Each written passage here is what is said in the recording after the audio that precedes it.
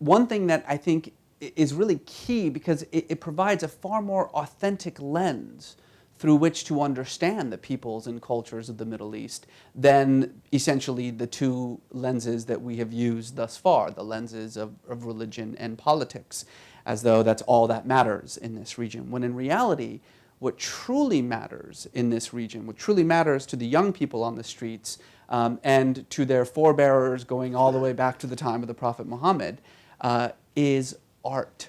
The arts, literature, it's at the very core of the identity of the peoples of the Middle East. Don't take my word for it. I think that a lot of people were surprised that the tens of thousands of people who were on the streets in Tunisia and Egypt and in Syria and so on have been chanting verses of poetry as part of their political chants.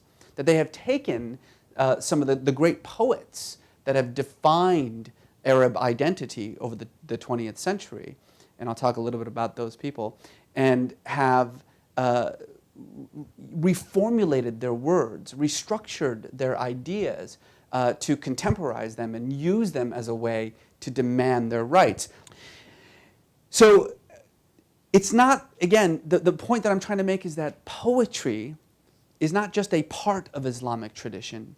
It's the primary vehicle for understanding the divine. It's the primary vehicle for knowing what Islam is. And it was the case 14 centuries ago. It was a case in the times of the great Sufi poets, and it's certainly the case currently. And one of the reasons why I want to put this book together is to show how what we understand to be the modern Middle East, what we understand to be Arab identity or Persian identity or Turkish identity, is absolutely devoted to the poets.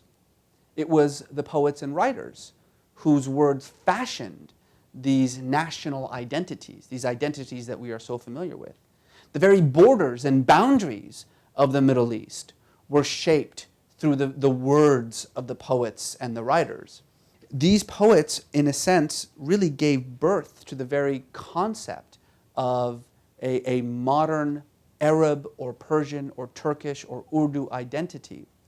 Now, interestingly enough, very quickly, they realized that they kind of made a mistake.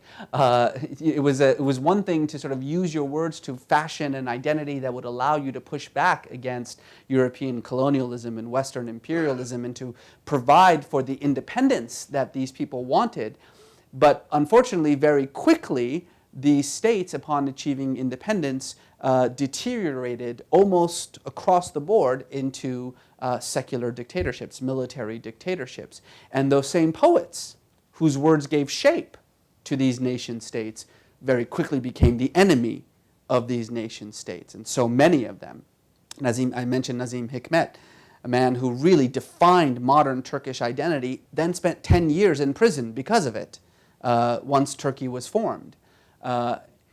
So this idea of the poet, as Stephen was talking about, as the conscience of society, is not an exaggeration. It's very much the case when we're talking about the situation in parts of the world in which, because of a lack of freedoms of speech, freedoms of the press, the poet becomes the journalist, the poet becomes the historian, the poet becomes the revolutionary, the poet becomes the mirror held up to society to show its weaknesses. Because poetry has a way to use sort of language, metaphors, symbols to say things that no journalist can say, that no politician or no activist can say. So what we are seeing today, the movements from Morocco to Syria, into Iran, in Gaza and in the West Bank, the movements for democracy, for freedom, for independence, for human dignity, truly, that's what these movements are all about. The fact that it's once again the poet that is defining what it means to be Arab or Turkish or Persian or South Asian shouldn't be a surprise to any of us.